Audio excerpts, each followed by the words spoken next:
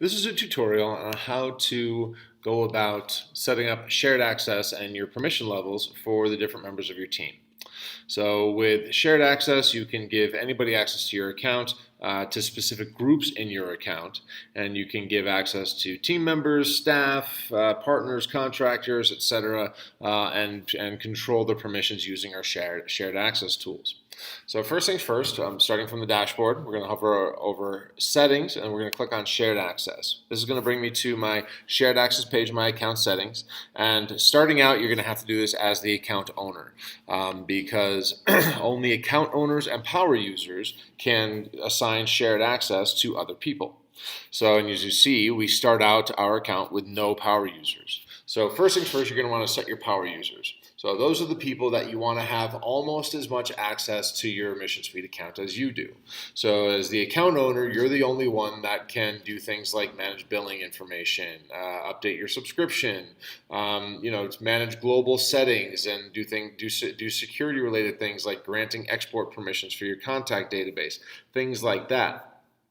But power users can do almost as much. They can go in and manage a bunch of the different settings in your account. They can see all the reports. They can see what everybody's doing across the system, and excuse me. And more importantly, they can also assign shared access to other users. So first things first, we're going to assign those power users. So I'm going to click this link here, and it says you have no power users. So I'm going to assign myself as a power user to this test account that I'm working inside of here. Now, it's important to note that as the account owner, you do not need to assign yourself access at any other level. You are the account owner. You have access completely across the system. So you don't need to worry about giving yourself access as a power user, giving yourself access to specific groups. You can see everything that's done all across your account. But now we have this power user here, so if I were logged in as Campbell at themissionsuite.com, then I would be allowed to come in and manage shared access for different people and see different things inside of this particular account.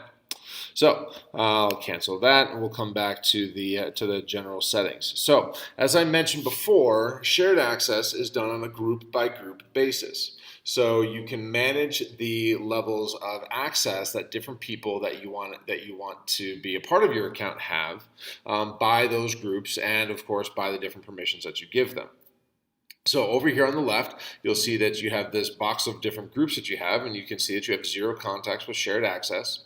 So what I'm going to do is I'm going to come over here and I'm going to click on my leads group because I want to give somebody access to my leads group.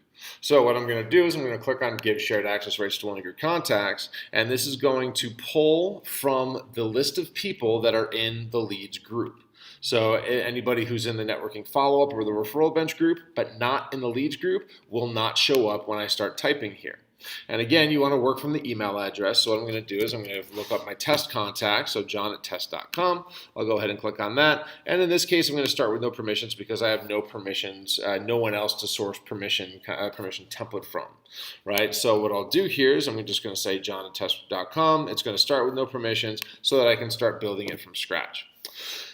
So if you don't have any contacts in your system, or if the contact that you want to give access to this group is not in that group or is not in your system at all, then you've got to get them into the system in the first place.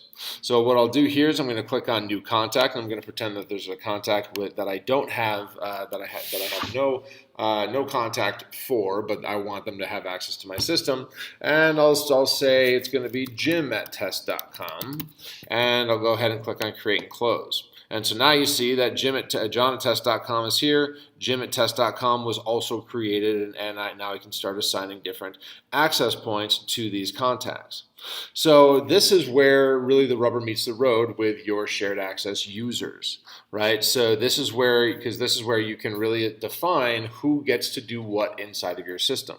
So as I mentioned, exporting permissions need to be granted, but you can limit the people who even are able to ask for export permissions in the first place, right? So maybe you only only want your executive team to be able to ask for export permission so that you don't have to think too much about who's going in and doing it.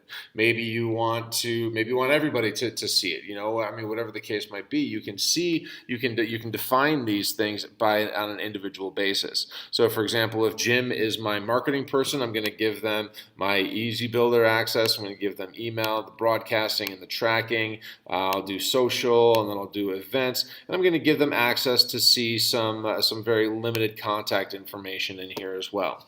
Maybe even I'll give them access to the surveys, and of course, I'll give them access to the media library and then the website, and they can build sign-up forms for me as well. So now I have a custom template, custom permissions template here built out for Jim. John, on the other hand, is just one of my sales guys, right? So he doesn't necessarily need access to all those marketing things. All I want him to be able to do is see the contacts. I want him to see the companies tab so that he can manage things from there. And then, and that's pretty much it. I mean, realistically, he doesn't need access to the rest of it, right? And then maybe I want to create a new contact, and I'll just call this person Ian@test.com, and this person is going to have access to everything. And so now this person can manage everything because maybe they're like a middle level manager, for example, right? So they can go in and create new groups and help Jim and John with their group set up inside of this leads group here. They can see emails and the tracking and all these different things. They can ask for export permissions. They can also delete contacts, whereas Jim and John can't, right? So things like that you can define, and again, it's on a group by group basis. So all these little settings here, the key question that I always get is, well, what do these things mean, right? So what we can do is we're going to go over to this second inline tooltip question mark thing here, and we're going to click on it. And this is going to give you a legend of all the different shared access permissions that you can assign. So, for example, what does email broadcast mean, right? So email broadcast means that I can broadcast emails, so I can send out mass emails, right? So email means that I can build and send test emails in the first place, right? So again, as John, as the sales guy, I don't need to be able to build email templates or send broadcasts or even, for that matter, track email, right? But as Jim, I do, so I'm going to have these things. Right, and then so you can see all these different definitions here are going to be able to tell you what you need to give access to whom. So that's going to be how you're going to assign those shared access points. So when you're ready to actually go and when you're ready to have your shared access users go in and log into your system, what you do is over here on the right hand side, you'll see these little red envelopes. These red envelopes mean that these users have not actually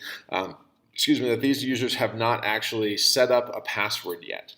So what I'm going to do is I'm going to click on this red envelope, and it's going to send this to Ian@test.com, and it's going to say new access granted admission suite. Now you can change all of this, right? You can change who the email is coming from, the email address that it's coming from, the subject line, and then of course you can change the content of the email itself. So the key here is just leave this alone because these are the actual instructions. What this will do when you click send is it's going to send an email to that contact, to that shared access user, and it's going to say, hi, whatever you want it to say up here, and then they're going to be able to click on the login link and then go and put in their email address. And so they'll put in their email address, they'll leave the password blank and then click submit, or sign in rather, and then when they do that, they're going to be granted a temporary password, and then they'll go in and they'll get an email with a temporary password, they'll log in, they'll update their password, and all of a sudden, boom, they're logged in, they're good to go. So that's how you're going to manage that shared access. That's how you're going to assign that shared access and then make sure that everything is delivered to the users that you need. So with that, I'll wrap up this tutorial. Let me know if you have any other questions. Thanks so much.